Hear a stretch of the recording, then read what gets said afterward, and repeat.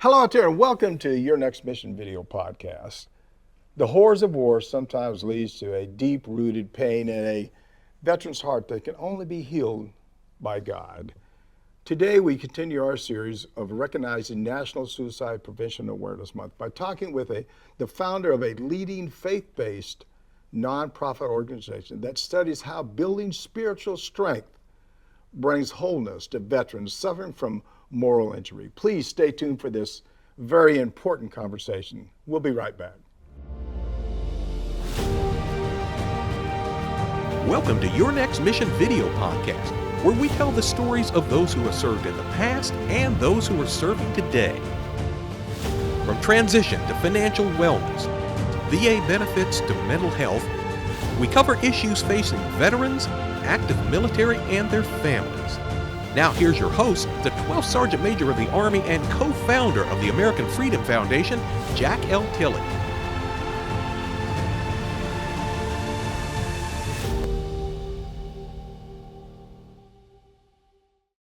Thanks for joining us, and thanks to all of our veterans, service members, and families for your service to our great country. Now, before we get started, I personally want to thank our presenting sponsors, Navy Federal Credit Union, whose members are the mission, and Purdue Global, where you can start your comeback, and USAA, whose mission is taking care of the military community and their families always. With additional sponsorship from Blue Cross Blue Shield FEP Dental and Blue Cross Blue Shield FEP Vision, together they make your next mission happen. They love our veterans and families. I say it every week, we love them too. Today and throughout September, we're going to talk about how we can help stop the number of suicides in our veteran community and reduce the stigma associated with this national tragedy. Today, we're talking about the moral injury of our veterans sometimes face from being in combat and how faith-based God can help them overcome the pain associated with it. And I'm excited to welcome Judy Isaacson Elias, founder and CEO of Heroes to Heroes Foundation. Judy, welcome to the show. Sergeant Major, thank you so much for having me. I'm honored to be here. It's really, really a pleasure. Well, I'm very honored to have you on the show, but before we get started here a little bit, the audience always likes to know a little bit about our guests. So how about telling the audience a little bit about yourself? Sure. The first thing I'm going to talk about, because it's one of the most important things to me, and I know the viewers, is I'm the daughter of a proud World War II veteran. I'm also granddaughter of 2 World War I veterans, niece of a Korean War veteran, and the wife of a Desert Storm veteran. But most importantly today is the story about my father. And my father was a proud World War II veteran. Second Day Normandy, Battle of the Bulge, liberated a concentration camp, and stayed in Germany to help resettle victims and refugees. And it was tough for him, tough growing up with him. If you can just imagine, as many of you know firsthand, dealing with war, dealing with atrocities, and coming home just don't always mix. And at that time in 1945, when my father returned home, there was no help. And he was afraid of the help that was being offered. And he was a very proud American. And he always said, I'm not taking from the government. And he felt that even going to the VA was taking from the government. So he stayed out, and the family suffered. He was somewhat checked out. He was afraid of emotions. People tell me, I miss my father's smile. I miss his laugh. I don't remember my father's smile or laugh. Yet he was the kindest person I think I've ever met in my life. And he cared about people. He loved people. And he was so proud of this country and proud of his service. Yet our home was very chaotic. And as a child, I didn't understand. And even as an adult, it took me a long time to understand. But very often he was checked out. He wasn't able to finish college. He had some job struggles, which wasn't even aware of as a child. But I knew the tension in my house was too much for me to bear. And as a child, as a teen, I, of course, started drinking and started partying and started avoiding even school.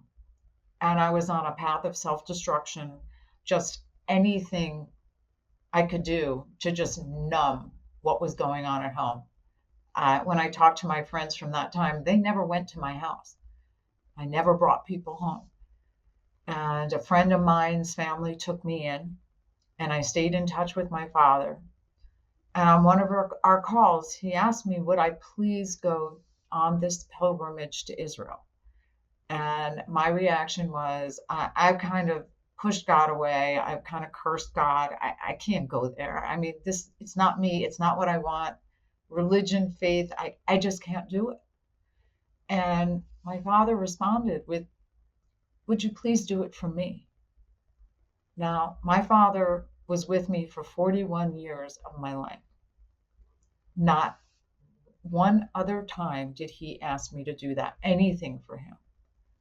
But at the age of 16, I was at the other end of that phone, and I said, uh-oh, this is my dad. I've already hurt him enough. All right, let me do this one thing. And the next thing I knew, in my 16-year-old state, I said, well, I'm going on a kind of teen tour, 6 weeks in Israel. There's no drinking age, the 16-year-old head I was in.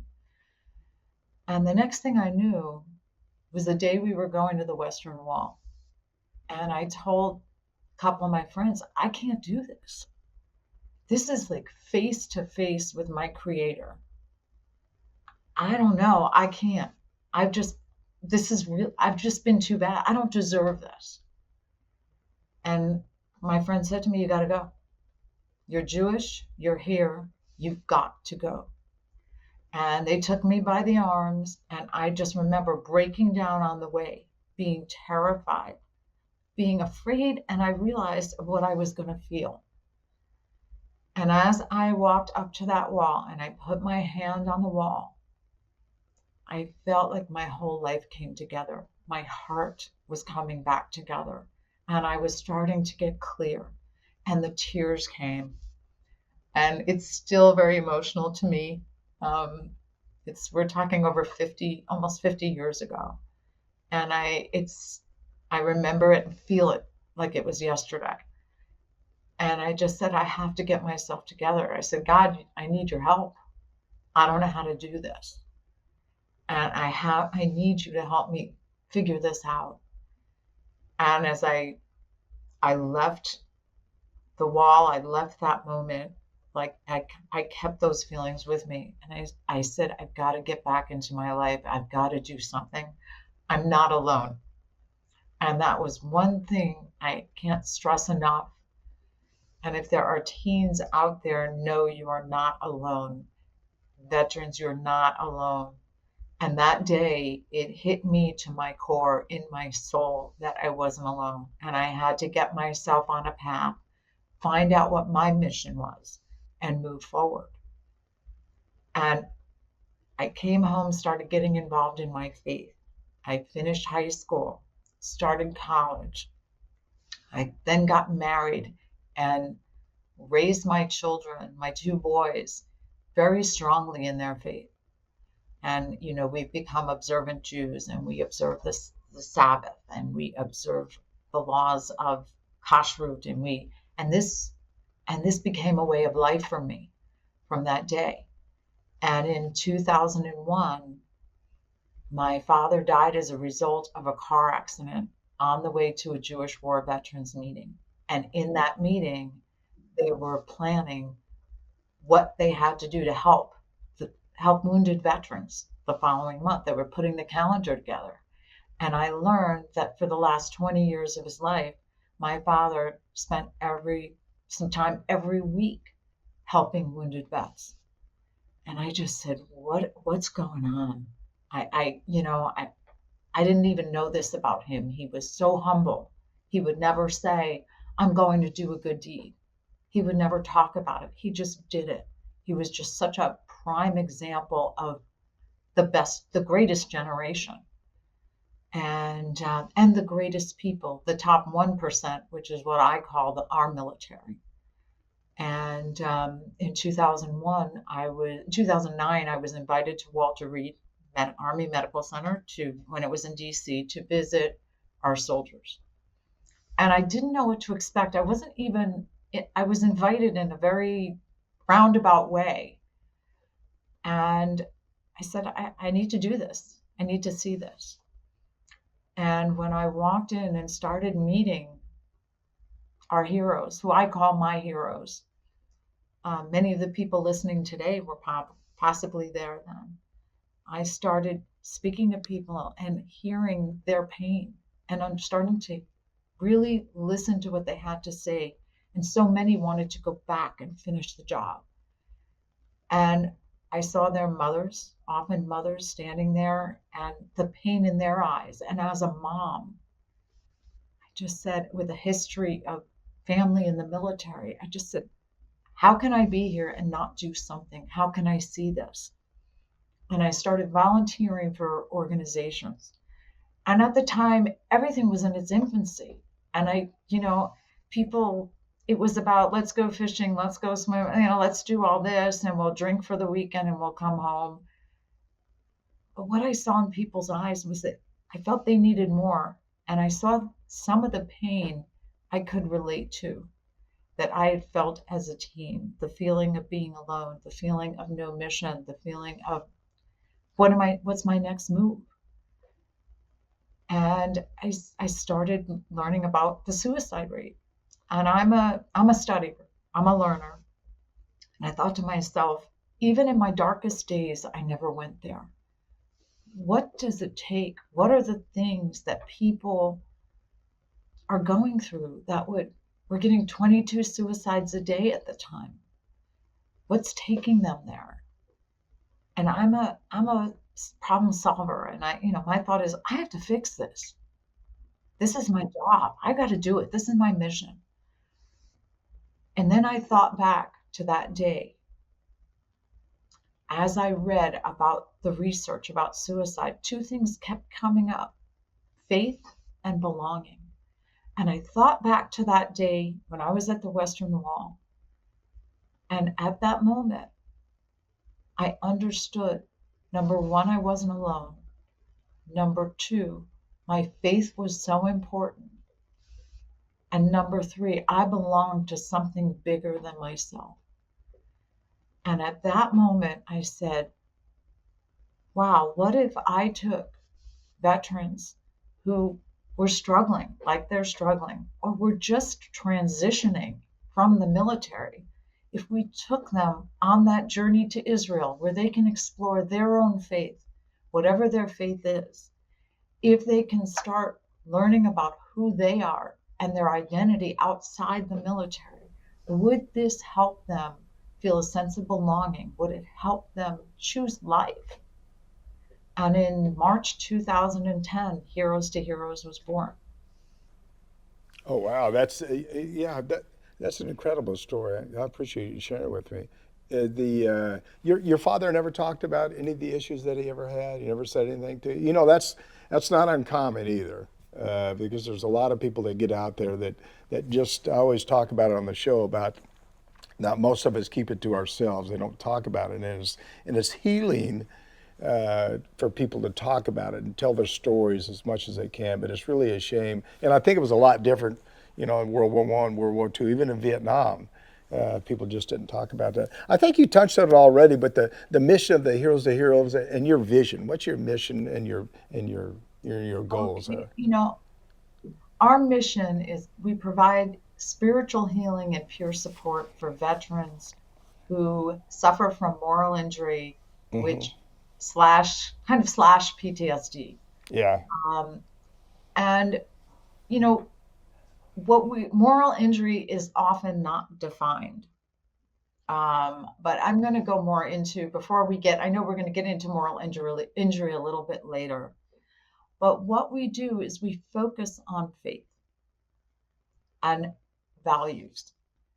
So we help build the entire person. So our program is a 1-year program. It's divided into 3 sections. The first section is all about defining values. A big challenge we have in society and in just the way families have been structured is we're not passing on our values as values. We're not teaching our children what we believe, what we feel, what's important to us. And so, as we see on college campuses, we have kids picking up very garbagey values, anti-American values, anti-human values. So we start our program with focusing on identifying values. Who are you outside of the military? People come home with the military values. Well, you're no longer in that military. What are your values as a human? Who are you as that, as a soldier, of course, and in the military, you are human. But who are you as a civilian? What were the values that you had before you left for the military? What were the most important things in your life? How do you either regain those, or as we grow, our values change, they grow with us. The most important things to us do change as we have families, as we start work. But what are those values? What are those values we live by? How do we live a life of values, living a life of purpose? So our program begins with that, and it helps build the foundation. What does your day look like? Are we living those values? Very often, veterans will say to me, "Oh, my family is my most important value." One of the assignments, we are tough. Our program requires written assignments, very thoughtful. And one of the assignments is write down, what does your day look like? From most time to least time. Where do you put your time? And the same veteran who will tell me my family is the most important part of my life, the amount of time they spend with their family, on their family, about their family will be number 5 out of 7. Yeah, that's a shame. So, but sometimes it's just recognizing it, because our days go and we're busy with work. We're busy with, and our weekends get full. And I see with many veterans, there are so many programs, there's so many places to go away on the weekend. Well, if you're spending most of your time away on veterans programs, where does your family fit in? How are you fulfilling your mission there? How are you fulfilling your mission? I know you have a 12-month curriculum. Go ahead, talk about that a little bit. Okay, so we have values we work on, then we work on relationships. How do you deal with other people? Because often our heroes come back, they're lost in the military. Again, many of them don't feel comfortable speaking even to their spouses about their experience. So we help people, we build them up to where they can feel comfortable. We give them skills, we give them tools for communicating, for listening, for understanding, and helping them to get to know their family again, because you've changed. You've been away, you've been doing your thing, you've got to get to know your family. The final part of the program is spiritual healing. Now, 70% of our soldiers will say before they go into the military, they have a very strong faith connection. When they return, that number significantly drops. And it's often what they've seen, it's that moral injury. It's that I cannot have a relationship with God because of what I've done. It's shame. And that third part of the program is all about rebuilding that connection with your Creator and helping it. How do you find that forgiveness? Because a big part of forgiveness is asking God and feeling forgiven by God. 80% of the veterans we work with, when asked the question, what do you think God thinks of you? Their response is, God wishes I were dead, or something along that line.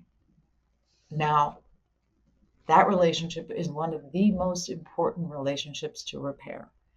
And so a big part of our journey is the journey to Israel. And people ask us, you take Christians to Israel. 98% of the veterans we serve identify as Christians. And yes, and the reason we go to Israel is it's the only place on earth where you can explore your faith where it all began. When we go to Israel, we serve people of all faiths, but the Christian veterans, the first thing they do is get baptized in the Jordan River. We go up to the Galilee. They walk where Jesus walked. They start to understand their faith. They start to understand who Jesus was, how he practiced his life, what his life was. He was a practicing Jew. They start to understand the basis of the faith and how they can build that relationship. And repentance takes action. And it's about how you approach God. How do you pray to God? What is your relationship like? Are you able to? Are you speaking, and are you listening? And are you finding that deep, deep connection? One of the assignments that all of our veterans are asked to do in Israel is to write a letter to God. And I would really ask all of you who are watching this program, listening to this program, sit down with a pen and paper, old school, and start writing. Write that letter, because in that letter, you start to understand where you are in relationship to God. And when I call them our heroes, when our heroes write those letters, that opens the door for so much. And it opens the door for conversation, and it opens the door for healing, and it opens the door for that forgiveness and for accepting that forgiveness. Yeah, you touched on a lot of stuff there, but I'm going to go back. One is that during combat, I got closer to God. I think anybody goes into combat gets closer to God, because I remember saying, God, if you just get me out of here, I'll never do whatever I've done before in the past. Right. The other thing is that's important to talk about is the fact that you need to tell your story. And a lot of people are afraid to tell their story because of maybe the things they've done or seen that they don't want to talk to people about. And then the last thing, for me, I tell my story all the time, and I expose probably a lot of my feelings to people. And I cry sometimes. I don't cry because I want to cry. I cry because it's painful. But each time I talk about it, it probably frees me up a little bit more each time. And it makes me, I probably don't know this, but I think it makes me feel better anyway as I talk about that. Hey, we need to take a quick break. When we come back, I'm gonna dig a little bit deeper into the meaning of moral injury. So please stay right there. I'll be right back. This is Your Next Mission video podcast with me, your host, Jack L. Tilley, 12th Sergeant Major of the Army. If you enjoyed the discussion, and I know that you are, because we're really talking about God. We're talking about believing. We're talking about being honest with yourself and telling people how you feel about certain things and not holding it in. Please like us. Click on that subscribe button below. And be sure to click on the bell to receive notifications of all of our upcoming video podcast releases. I'll be right back after a word from my presenting sponsors.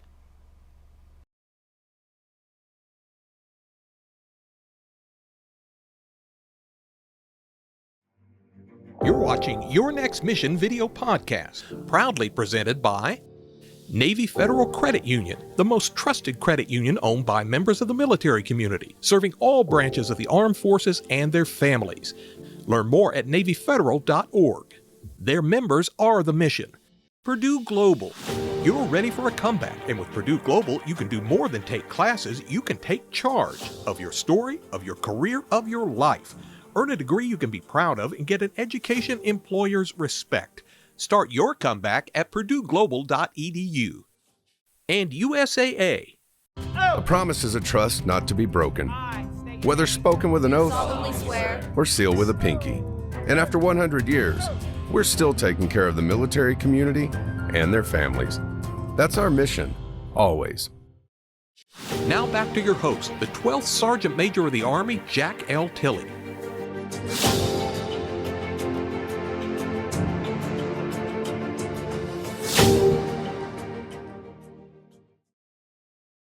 Welcome back. We're talking with Judy Isaacson Elias, founder and CEO of Heroes to Heroes Foundation. Before we get back to our discussion, I want to let you know about a way to support the work we're doing on behalf of our veterans and families here at the American Freedom Foundation.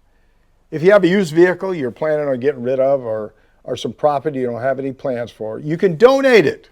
Visit our website at AmericanFreedomFoundation.org/donate and click on that vehicle donation button or the home donation button to support our work. We really would appreciate your support. Judy, how would you define moral injury? Okay, we define it simply because it's an action. It's the reaction to an action taken or not taken that results in something horrific, and usually it's shame. So a veteran brings home shame. A soldier brings home shame, and often what happens is while you're in the war zone, there's a different world. There are different rules to the world, and Sergeant Major, while you're with your group, what goes on during the day, okay, there's not a lot said, and you move on. With moral injury, often it happens later.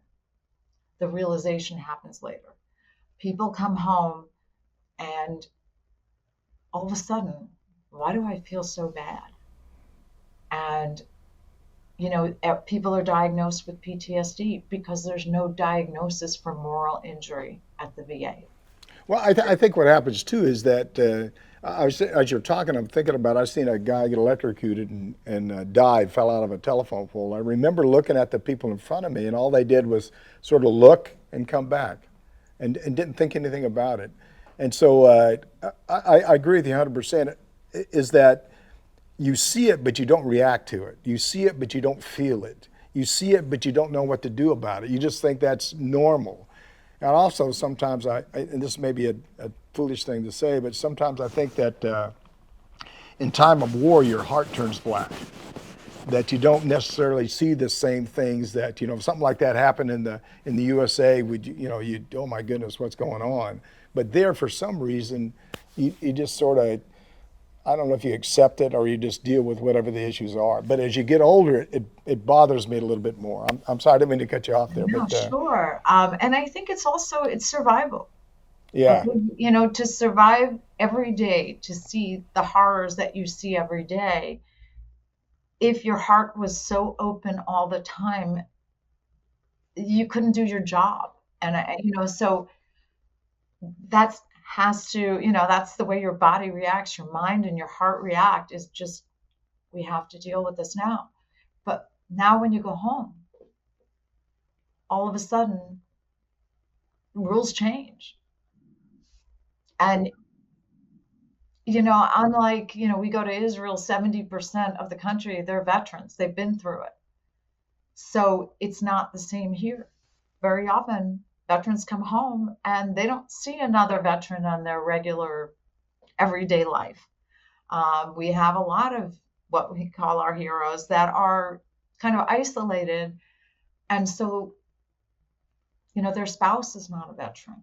Their family are not veterans. So all of a sudden, the shame starts to come in as they're talking about what they did. Yeah, but I think the thing about that too is that going back to the same thing I said before is talking about it. When I think about war and I think about things that I've seen a lot of things that I certainly don't want to remember. But what bothered me more, what hurt me more, it was when a fellow soldier, a fellow service member got hurt or killed, and the reaction of everybody around it. And not to say that somebody that you're fighting in war is any less important, but maybe they are at that particular time in my life. Oh, yeah. That's the thing that really bothers me more than anything else. I think that, and I think there's also some mistranslation. And I Yeah, always like to speak about this because, soldiers are people of faith. And, as you mentioned, you talk to God. Okay, now we have 10 commandments. The translation is a problem. Okay, the translation for lo tirtzach, which means thou shalt not murder, has turned to thou shalt not kill. Okay, so it's hard for a soldier to discern between the two. And I would love to see every translation changed to its proper translation, which is thou shalt not murder. Because then all of a sudden, you can still be one with God and understand that, you're not murdering. And that's one of the things the heroes we work with face all the time, that horrible translation. And even in American jurisprudence, there's a difference between murdering and manslaughter. There's a difference. And that's in civil. In the military, it's kill or be killed. And the number one thing we all are expected from God to do is stay alive. And stay alive so we can bless him. And when we're, when our soldiers and veterans are put in a position where they believe they can't live with what God has put them in the world to do, and understanding, we all have a mission, and God created soldiers. yeah, And there's war, and we're supposed to get rid of evil. And the American Army, the U.S., the American military, that's what we do. We get rid of evil. That's what our country does. I mean, there's a little confusion now, but when you're sent overseas, you are trying to stop a lot of the problems we see all over the place. yeah. There was never no confusion for me. Just the people in front of me, if they tell me to do whatever I got to do. The other thing is, and God helped me in another way. Even though the things I said I've seen, is for some reason as I get older, I think about them more, but I can't see them now. I can't see it, but I know that there. I know I did it, but I can't see it. And years ago, I could see those things. Hey, what's differences have you seen in the lives of veterans that have participated in the Heroes of Heroes program? Have you seen a lot of difference in the people that come through the program? We can, first of all, from the beginning, when they start, everyone works in a group. We call them teams of, 5 to 8. And I watch them form a family. And in that family, those who are unable to speak, or were afraid to speak, are able to speak. They feel safe. They do a lot of work. They're working hard. Our program is not easy. People are in meetings 2 nights a month. They're in Zoom meetings. They have assignments. They have one-on-ones. What we find is they're chatting 24/7. Well, because they're talking with the people that they've been around. They're talking to people that's went to war with them. Yeah. I got to tell you a story real quick here. I was in the Pentagon one time, and a lady was teaching a guy on a computer. It was a special operator, and he'd been shot twice in the head, and he was really legally blind. And he said, Sergeant Major, he said he won't really talk to us. And so, geez, I went up and I said one word to him, and geez, I couldn't get him to shut up. He just kept talking. And we went on for about 30 minutes, and I said, okay, well, I got to go. I appreciate it, and if I can ever help you, let me know and all that. So I left, and the lady followed me outside. She said, how did you get him to talk? And I said, I walked in the same shoes he has. And I've seen the same things he has. So he knows, and I think that's the difference. When you get groups together like that, they understand each other.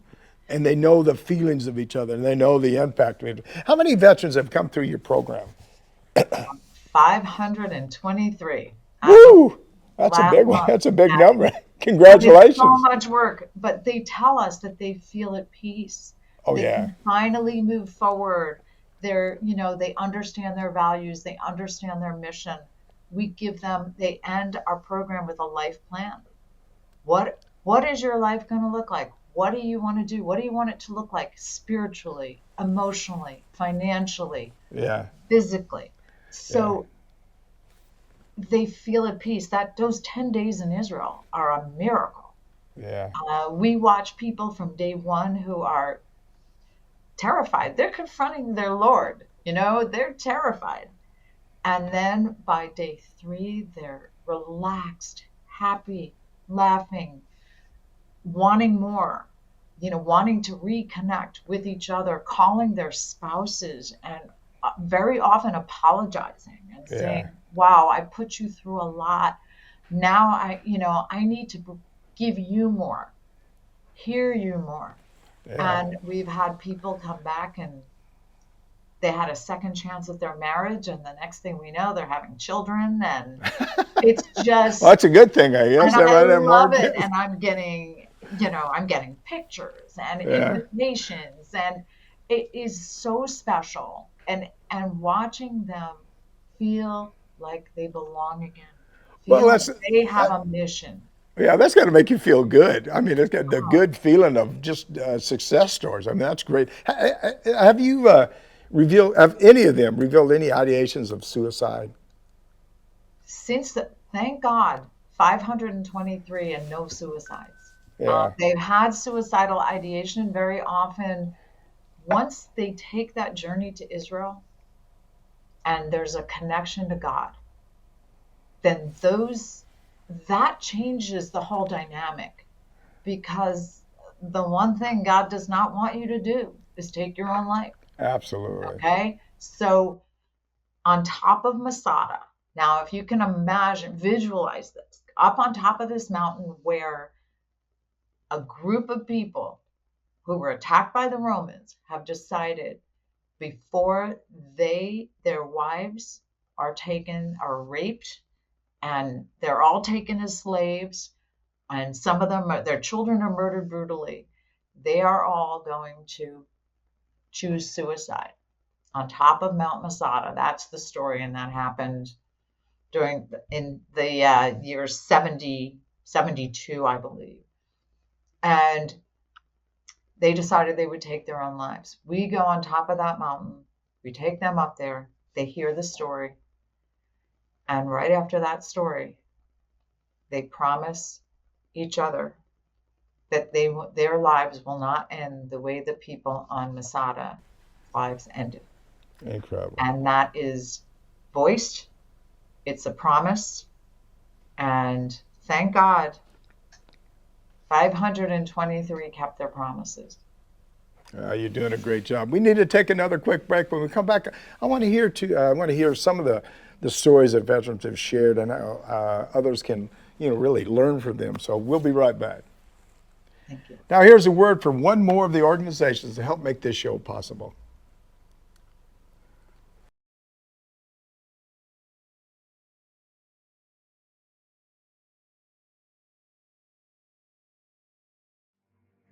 You're watching Your Next Mission video podcast, brought to you in part by Blue Cross Blue Shield FEP Dental, Blue Cross Blue Shield FEP Vision. Part of transitioning out is that dental and vision insurance breaks off from your medical insurance. Vision and dental is very important to be able to enjoy your retirement. Blue Cross Blue Shield makes the transition so much easier. Now back to your host, the 12th Sergeant Major of the Army, Jack L. Tilley.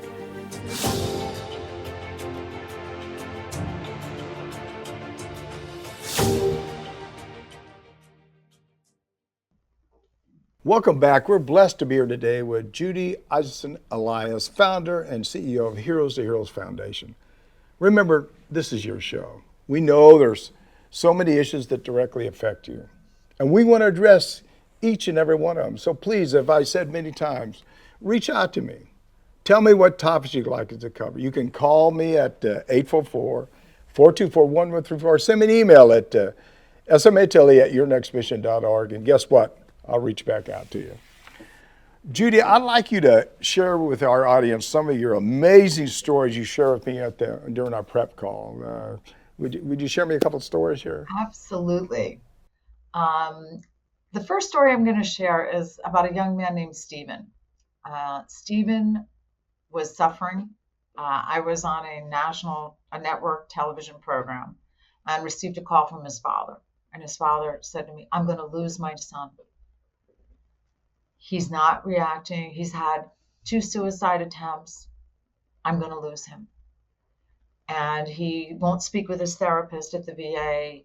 He's just self-destructive. I don't know what to do. Your program is our last resort. And getting a call like that is just horrifying. And I just said, okay, we moved him into a group very quickly, into a team that was traveling to Israel about a month later. And his father was so concerned that he wouldn't follow through, that he got in a car from Arkansas and drove Stephen to Liberty International Airport in Newark, New Jersey, to make sure he got on that plane. And when I met Stephen, 26 years old, sweet, he connected with his fellow vets. And, you know, he participated while we were in Israel, but there were a few things that, you know, I saw he was hesitant about.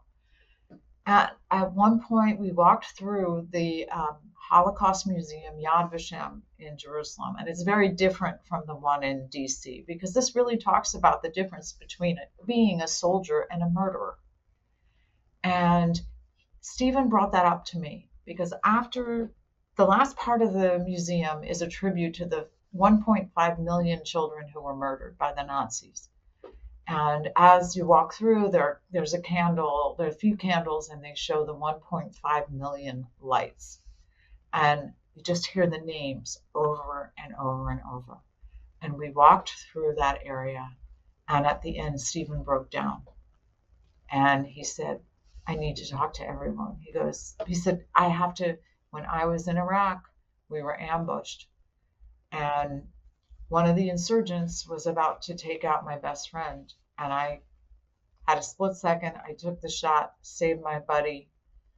And he said, then I found out the insurgent was about 10 years old. And he said, every time I see a child, I feel like a murderer. And he said, but today I learned that I'm a soldier. I'm not a murderer. And he said, he goes, I'm going to pray for that young boy. And the next day, they went to Bethlehem, and the pastor they went with told me on the way home, Stephen asked him if he would pray with him for the first time. And Stephen prayed with him for the first time. The next day, we planted trees, and Stephen planted a tree for that 10-year-old boy that was horribly mistreated by his family. And that night after he planted the tree was the first night Stephen slept all night. Oh, wow. And he said, he said, I feel like I've closed that chapter. And, we all explained to him that, you have done more for that 10-year-old than his family ever did. His family sent him on a suicide mission. You want to keep his memory alive. And that's the greatest gift. What you've done today is the greatest gift you could have given him. And today, Stephen is working at a vitamin store and just helping people stay healthy. Yeah, that's a great story. I don't know if there's a lot of people like that. There probably is, but thank you for all that you're doing. You're really making a difference in the lives of so many, and just keep up the good work. And if we can ever help you, please let us know. If somebody wants to reach out to you, do you have a website or a phone number? Yes. Please go to heroes2heroes.org, HeroesToHeroes.org, or you can call us at 201-851-2409. We are starting a program in a couple months where we are going to be working with people transitioning out of the military, no trauma required, no diagnoses required, but people who want to build their strength, build their foundation before they go into the working world, or as they're choosing what they plan to do after the military, whether you're in the military 3 years or 33 years. We're here for you. And thank you all for serving. Thank you, Sergeant Major, for all you're doing. And I know you have helped so many people, and including me and my family. So thank you. All right, I appreciate it. Well, this has been a great discussion. I think you probably just gave me any other final thoughts you want to share with the audience? Anything that maybe you missed or you want to reemphasize? Just please, if you're seeing that one of our veterans is not leaving their home, is not participating, all of a sudden holidays are a problem, and they're not communicating, they're getting in trouble with their spouse and their family, and they're trying to destroy their lives, please send them our way. There you go. I appreciate it. Well, God bless you, and thank you for all that you're doing, and keep up the good work. And again, let us know if we can ever help you. Thank you so much, Sergeant Major. God bless you. Thanks again for being with us. Hey, thanks again to Judy Isaacson Elias for Heroes of Heroes Foundation for being with us. I'm Jack Tilley, 12th Sergeant Major of the Army, and you've been enjoying Your Next Mission video podcast. Thank you for joining us. Log on our website at yournextmission.org. While you're there, you can visit our nonprofit and corporate partners who have jobs and services available that can assist you in your transition from the military. And check out our job board in partnership with Recruit Military or Upline, where you can create your own personal profile that will match you with just the right job real time. You can follow me on my personal social media pages, Facebook, X, Instagram, YouTube, LinkedIn, and of course, Rumble. And if you like what we're doing with Your Next Mission, please click on that subscribe button below. And don't forget to click on the bell to receive notifications of all of our upcoming video podcast releases. Remember, we want to hear from you.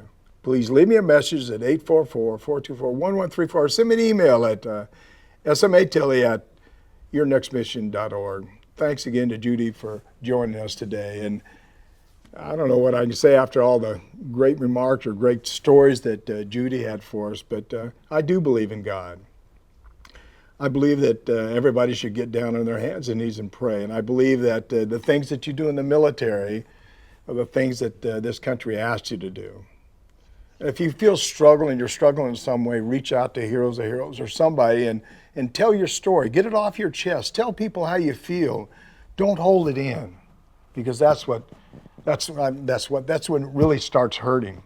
That's when it bothers you more than any other time. Talk to fellow soldiers or service members about how you're feeling. Just remember, you're never alone.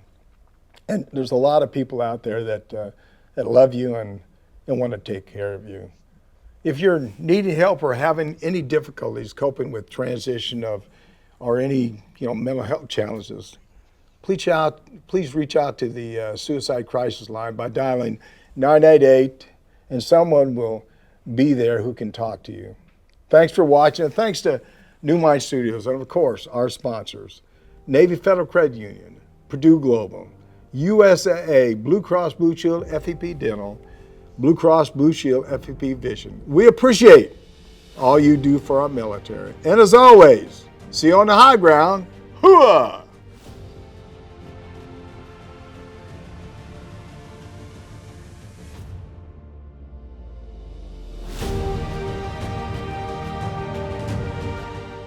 You've been listening to Your Next Mission, brought to you by the American Freedom Foundation. Learn more by visiting yournextmission.org.